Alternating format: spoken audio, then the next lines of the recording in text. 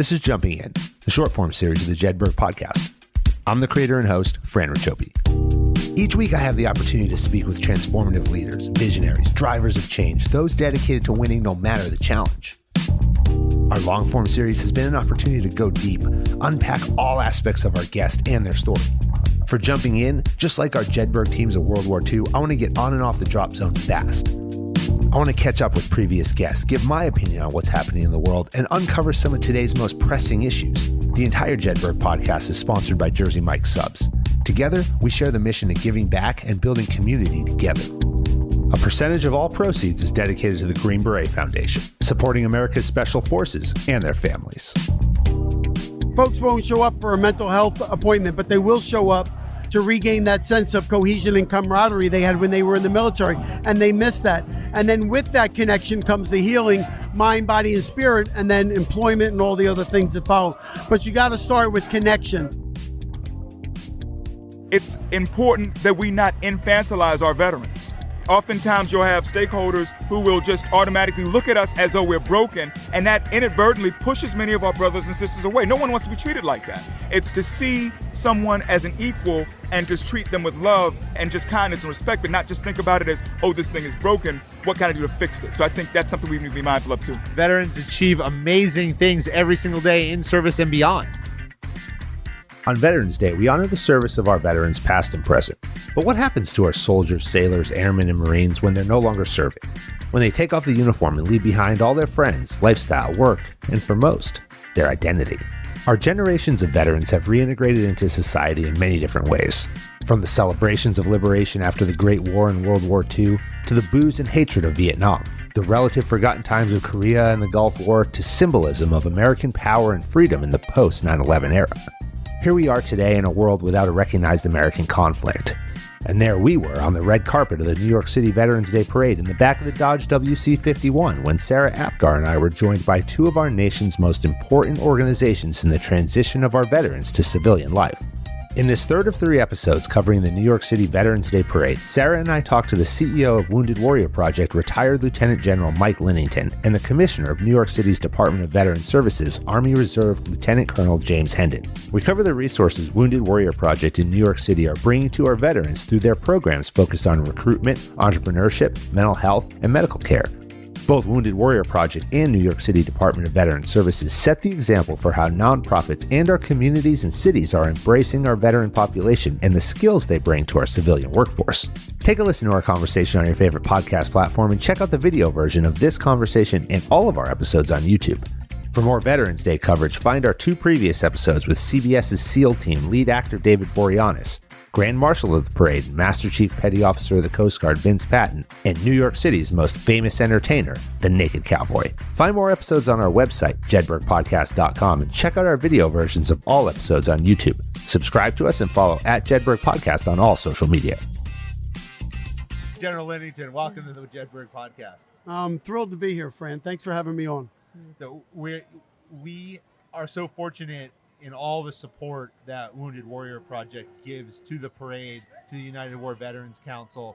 I previously served as the treasurer of the United War Veterans Council, so it was always impactful that time of year when parade was coming, and we re-solidified our partnership with Wounded Warrior Project. But talk for a minute about the importance of this day, what it means to New York City, and why it has become a staple element for support by Wounded Warrior Project. Yeah, for us, this is all about recognizing service, right? We all know veterans serve. Every day for us is Veterans Day, but this one day where citizens can come out and thank our veterans for what they've done for our country, the freedoms they've protected, the way of life they secure. Less than 1% are in uniform today. We know those statistics. So being here to just, I think, inspire others to serve. Kids are watching today, and when they see how we treat our veterans, then they want to be part of it as well. That's right. Yeah, I was just seeing T-Mobile's walking by, and their banner says mobilizing for service. I love that concept, at a time when the military is, taking a backseat in some people's eyes. How do you feel like how do we mobilize for service, as we ebb and flow in the military's role? Yeah, great question, Sarah. We all see the newspaper articles about, there's so many options for youth today. We have to make the argument of what military service does for our youth. And we all know the advantages of going through tough times in the military. You come out the other end so much stronger with amazing leadership abilities and opportunities, whether you want to stay in 20 years or 24 months. I mean, it's just a great opportunity. So for folks that are listening to this podcast, if they're considering military service, just go for it. Don't look back. Take the road less traveled, and you'll be so grateful on the other side. Well, so we're gonna go there because you brought it up, but you had a very long and definitive career in the military at a time when we achieved so much. We achieved so much as a country, and we also endured 20 years of the global war on terror and 20 years of conflict. When you look forward, and from your position, retiring as a 3-star general, lieutenant general in the Army, one of the biggest things you look for is what's next. Right. And what does the military need next? And what do they look for in leaders? The podcast, and here on the Jedburgh podcast, you're familiar with Operation Jedburgh, but visionaries, drivers of change, those dedicated to winning no matter the challenge. And the challenge for the Jedburghs was win the war. Don't let the Germans reinforce the beaches in Normandy. You fail, this mission fails. That's right. We don't have a chance to win the war. We talked to today's Jedburghs. When you look from your position at what the military needs and their leaders of the next generation, what are we looking for? Yeah, first we're looking for people that know how to lead, number one. I mean, we're looking for people that can influence other people to do tough, dangerous work. I mean, that's number one. They got to be technically and tactically proficient. They got to know technology. We have incredible technology, but leadership at the end of the day is the force multiplier that others don't bring. I remember when I was teaching at West Point, I missed Desert Storm, Desert Shield, and I thought my life was over as a soldier. But other opportunities came, certainly. We're at a period of lesser deployed forces today than in the past, but there will be other opportunities for those that want to serve and protect our country. So don't think that this little lull won't last long, I can tell you that. Yeah, we were talking this morning, we did the hero workout of the day, Chad 1000X, because we're big partnership with GoRuck, the Jedburgh podcast. And we did Chad 1000X over at the Eternal Light Flagstaff right there in Madison Square Park. And we talked about that, bringing people together. Camaraderie. Why we have to do that. Camaraderie, that's right. And what it means to not go it alone. That's right. Can talk about for a minute when you look at the major initiatives of Wounded Warrior Project and the fight for veterans' mental health. Yeah. Where are we in that fight? Yeah, so we're doing better, but we still have a long way to go. And I think the connection piece you just mentioned is so important. I mean, just what you did this morning, what GoRuck does every day. They're a Jacksonville company as well. I mean, bringing warriors together, veterans together, starts the healing process. Folks won't show up for a mental health appointment, but they will show up to regain that sense of cohesion and camaraderie they had when they were in the military, and they miss that. And then with that connection comes the healing, mind, body, and spirit, and then employment and all the other ththings that follow. But you got to start with connection. You got to start with the connection. It's a workout. It's walking down Fifth Avenue. It's doing things that our young veterans miss. They miss that sense of cohesion. Sebastian Younger wrote a book about it called Tribe. It's about regaining your tribe. Yeah, and speaking of tribe, here we have right behind us, we have just a beautiful U.S. Army here Look at that. coming That on is up beautiful. Fifth Avenue. Isn't that just a beautiful sight? It's a beautiful sight. It's making the hair on the back of my neck stand up. It's bringing back very fond memories for all of us, by the way, the three of us. One of the beauties of live TV here, or live broadcast, is that we're gonna bring in James Hendon. Let's bring James in. We could bring him in. Yeah. James, come on in. Come on in. Come on in. Come on in. You guys. Come have a seat. There we go. No. We got a You're not going to microphone. escape. If we let you That's escape, right, we might not get you back. No, All yeah, right? he's right So- here. Come on in. So, sir, welcome to the Jedburgh podcast. Yeah. We've met a couple of times. But Thank you, appreciate James. taking some Nice to time. meet you. Sarah. Hey, welcome. So you just did the route. Yeah. So we circled you back to come and sit down for a few minutes with us. But you got Sarah here, me, General Linnington from Mike. Wounded Warrior Project. Talk about the meaning of the parade here today. We've been talking about it, and why, in your role as director of the Veterans Department of New York City, how do we keep the military front and center as we come out of this global war on terror era and we move on to the next phase? I think a lot of this is making sure that our brothers and sisters know that we see them, that we appreciate them, and that we love them. And so things like this, they're so symbolic, but they move mountains emotionally for a lot of our men, women who serve and their families, just to know that you're not forgotten.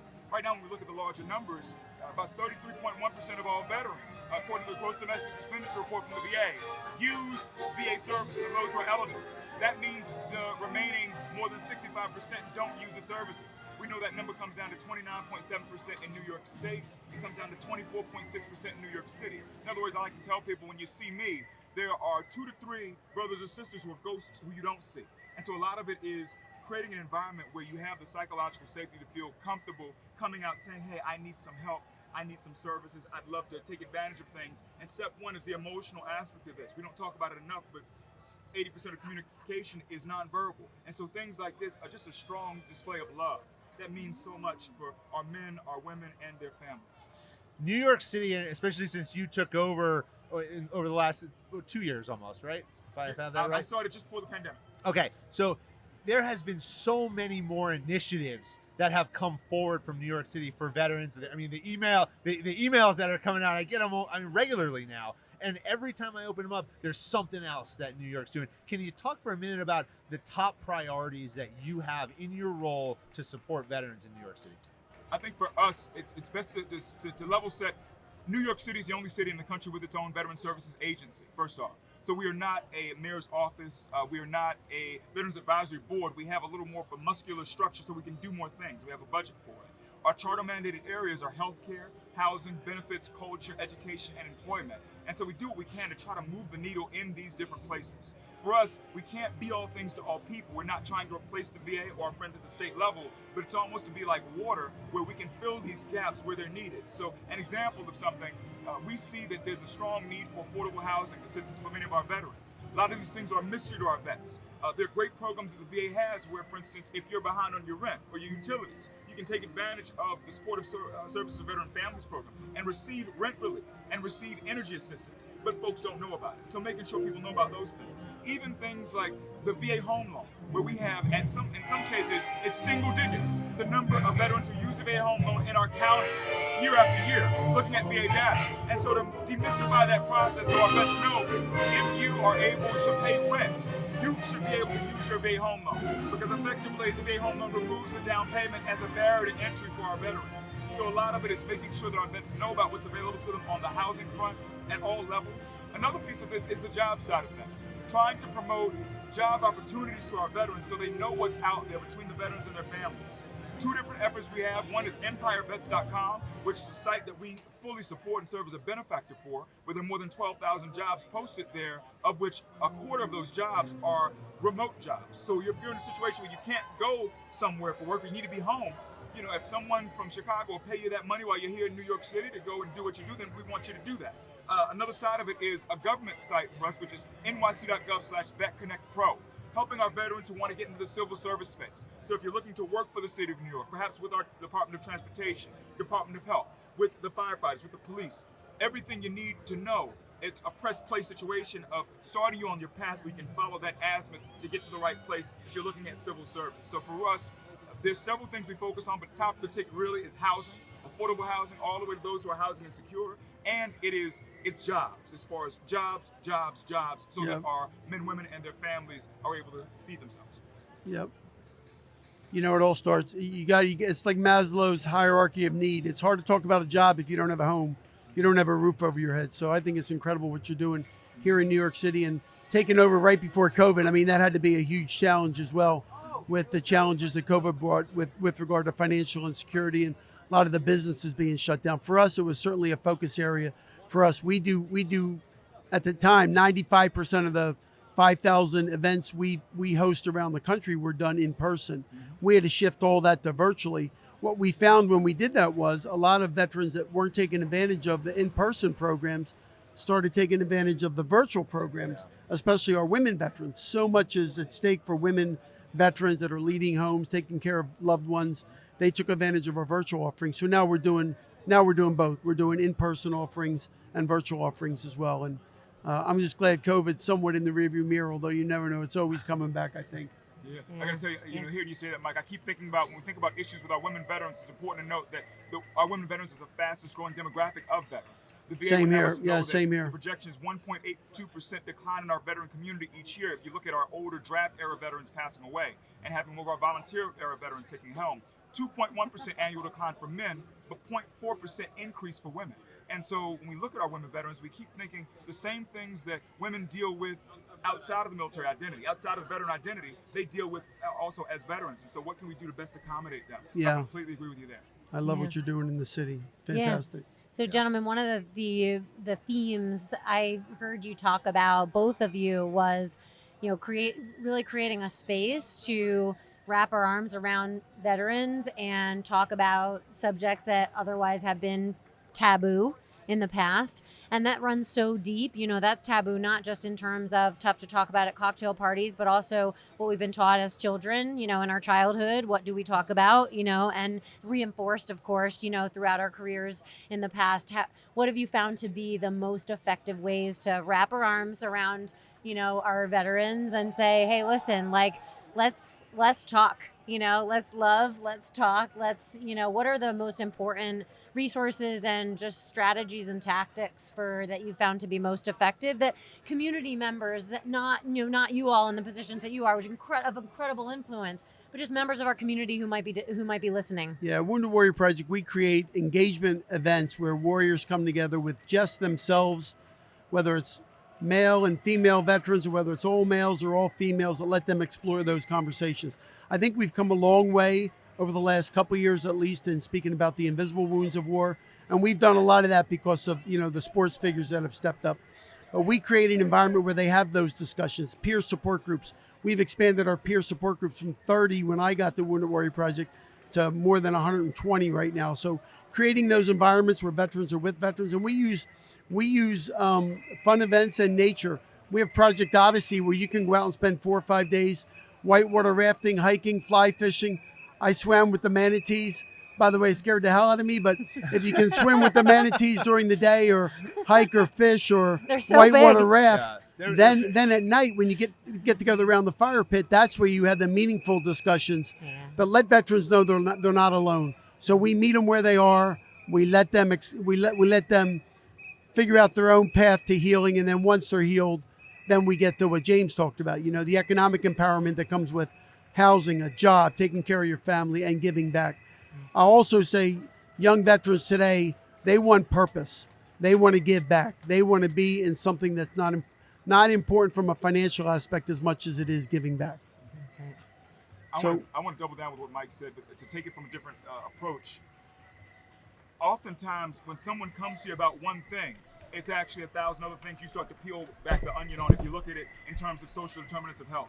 So someone may first come and say, hey, I need some help with employment, but you realize there's some health-related issues there, perhaps some mental health things, perhaps there's some other things that involve just education, or some other things that may involve different aspects that you don't think about at first glance. And so oftentimes, to get to the deeper conversation, it's always looking at it like the iceberg, where at the tip of the surface there's one thing, but there may be several other things. We've got to increase our surface area so more veterans feel comfortable coming to us about one particular issue, knowing that if other things present themselves, they then feel comfortable sharing those things. So you got to get issue 1 right, and then issue 2, 3, 4 present themselves when someone becomes more comfortable.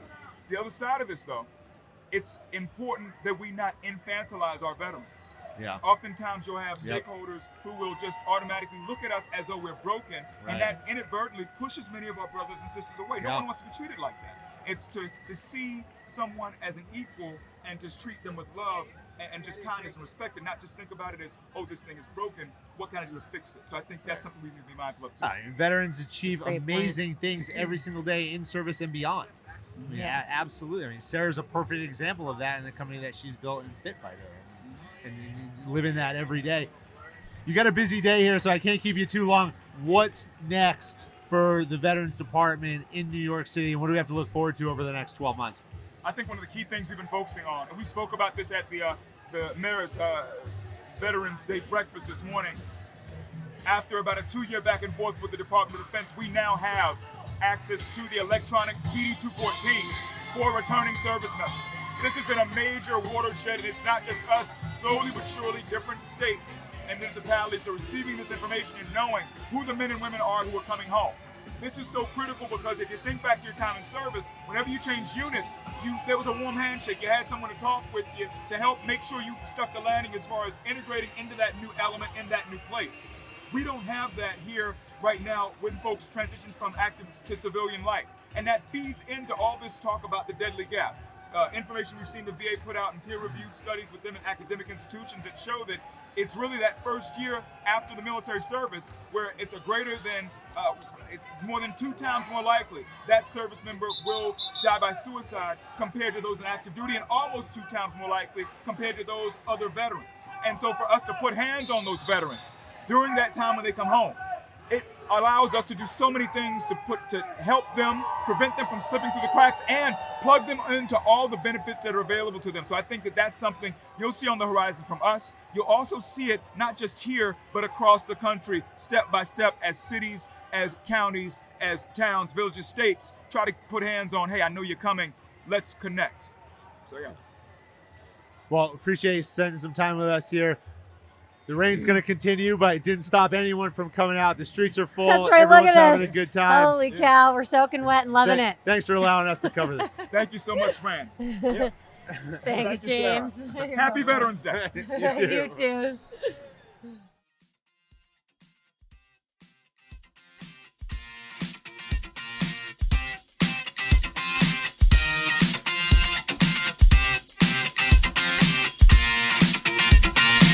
American Jedburghs went out to form the foundation of the United States Special Forces and the Special Activities Directorate of the Central Intelligence Agency.